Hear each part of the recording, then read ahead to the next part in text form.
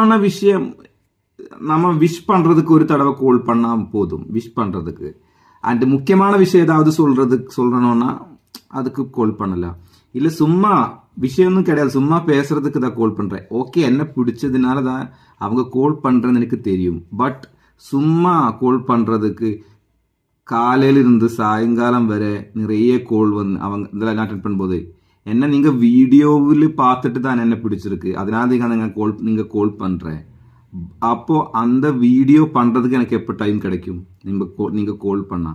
அப்போ இப்போ ஒரு வீடியோ பண்ணும்போது நான் பண்ணி ஒரு ஆஃப் பேஜ் வீடியோ ஷூட் பண்ணும்போதே கால் வந்துருச்சு. எனக்கு மொபைல் தான், கேமரா எதுவும் கிடையாது சார்.